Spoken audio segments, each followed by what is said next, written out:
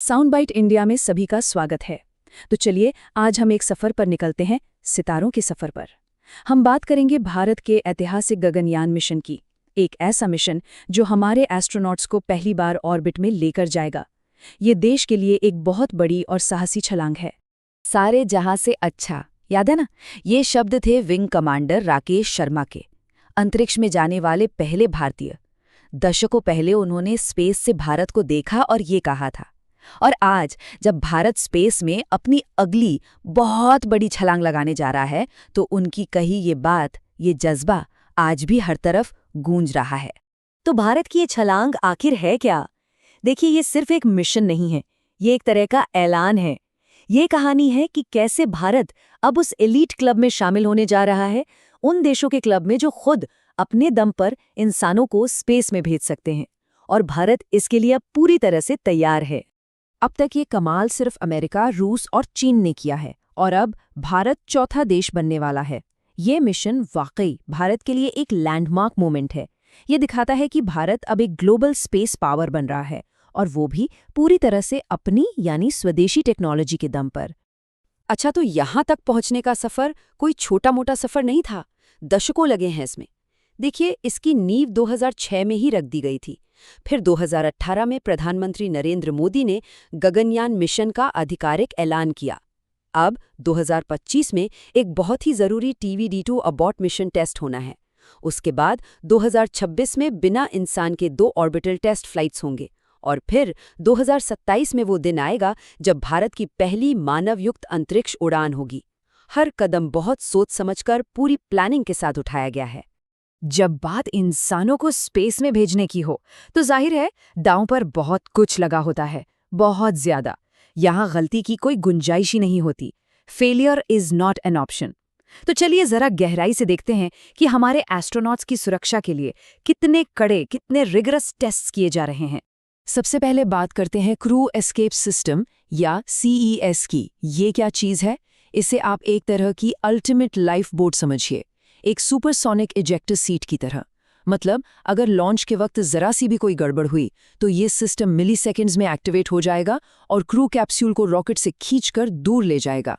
पलक झपकते ही crew safe. अच्छा, अब जरा इस तस्वीर को देखिए।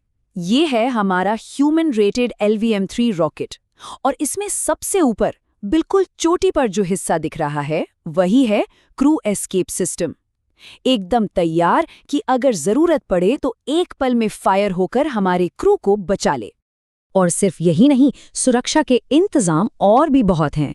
जो LVM-3 रॉकेट है वो खुद ह्यूमन रेटेड है। इसका मतलब है कि इसके हर पुर्जे को हजारों बार टेस्ट किया गया है। फिर कैप्सूल को आराम से नीचे लाने के लिए 1-2 नहीं, पूरे 10 पैराशूट्स का सिस्टम है। अंदर एक एडवांस्ड लाइफ सपोर्ट सिस्टम है जिसे ECLS कहते हैं। यहाँ तक कि भारतीय नौसेना के साथ मिलकर क्रू को पानी से निकालने की पूरी प्रैक्टिस की गई है। और हाँ, स्पेस में जो कचरा घूम रहा है उससे कैसे बचना है, इसकी भी ट्रेनिंग दी गई है। मतलब सुरक्षा सबसे पहले। तो जाहिर है हर बड़े मिशन के पीछे कुछ हीरो होते हैं। चलिए अब मिलते हैं उन किरदारों से जो इस ऐतिहासिक सफर पर जाने वाले हैं। और इनमें इंसान भी हैं और एक रोबोट भी। तो एक तरफ है ये 4 जांबाज इंडियन एयरफोर्स के बहुत ही काबिल टेस्ट पायलट्स, जिन्हें इस मिशन के लिए चुना गया है। और दूसरी तरफ है व्योम मित्र। ये एक ह्यूमनॉइड रोबोट है जो इन एस्ट्रोनॉट से पहले जाकर ये पक्का करेगी कि सफर पूरी तरह सुरक्षित है। तो व्योम मित्र का काम क्या है? देखिए, ये सिर्फ एक रोबोट नहीं बल्कि एक तरह का गार्डियन है। ये जो हाफ ह्यूमनॉइड है, ये पहले अनक्रूड मिशंस पर जाएगा। वहां जाकर ये लाइफ सपोर्ट सिस्टम को टेस्ट करेगा, डिस्प्ले पैनल चलाकर देखेगा, इंसानी हरकतों की नकल करेगा और ग्राउंड कंट्रोल से बात भी करेगा। मतलब इंसान के जाने से पहले ये पक्का करेगा कि सब कुछ बिल्कुल ठीक और सेफ है। और हमारे एस्ट्रोनॉट्स की बात करें तो उन्होंने भी कोई कसर नहीं छोड़ी है। रूस और भारत में सालों तक उनकी जबरदस्त ट्रेनिंग चली है। जीरो ग्रेविटी में रहने से लेकर मिशन से जुड़ी हर छोटी बड़ी प्रक्रिया तक सब कुछ उन्हें सिखाया गया है। ये ट्रेनिंग उन्हें स्पेस में आने वाली हर मुमकिन चुनौती के लिए तैयार करती है। अब देखिए, मिशन सिर्फ स्पेस में जाने तक का नहीं है। मिशन तब पूरा होता है जब क्रू धरती पर सुरक्षित वापस आ जाए। और ये वापसी अपने आप में एक बहुत बड़ा और मुश्किल ऑपरेशन है। तो सवाल ये है कि जब क्रू मॉड्यूल समुद्र में गिरेगा तो उसे और एस्ट्रोनॉट्स को वहां से सुरक्षित जहाज तक कैसे लाया जाएगा? इतने बड़े समुद्र में ये काम कैसे होगा? इसके लिए एक बहुत ही खास तरीका अपनाया जाता है जिसे कहते हैं वेल डेक रिकवरी मेथड। होता क्या है, सबसे पहले क्रू मॉड्यूल से एक रिकवरी बोया जोड़ा जाता है, फिर मॉड्यूल को खींचकर नेवी के जहाज के पास लाया जाता है। अब जहाज का जो निचला हिस्सा होता है, जिसे वेल डेक कहते हैं, उसे पानी से भर दिया जाता है। फिर मॉड्यूल को बड़े आराम से जहाज के अंदर ले आते हैं और आखिर में वेल डेक का पानी निकाल दिया जाता है और मॉड्यूल सुरक्षित हो जाता है।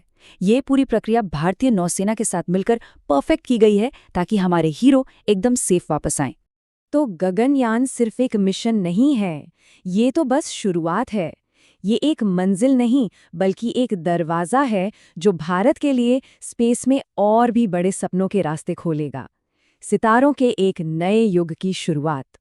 और भविष्य का प्लान भी तैयार है। देखिए, 2027 में गगनयान की पहली मानवयुक्त उड़ान होगी। इसके बाद 2035 तक भारत का अपना स्पेस स्टेशन, भारतीय अंतरिक्ष स्टेशन लॉन्च करने का लक्ष्य है और 2040 तक पहले भारतीय को चांद पर भेजने का टारगेट है। तो आप देख सकते हैं, गगनयान एक बहुत बड़े और लंबे प्लान का पहला कदम है। एक ऐसा भविष्य जहां आसमान हमारी सीमा नहीं होगा। और इस मिशन का असर सिर्फ स्पेस तक ही सीमित नहीं है, ये पूरे देश में इनोवेशन की एक नई लहर ला रहा है।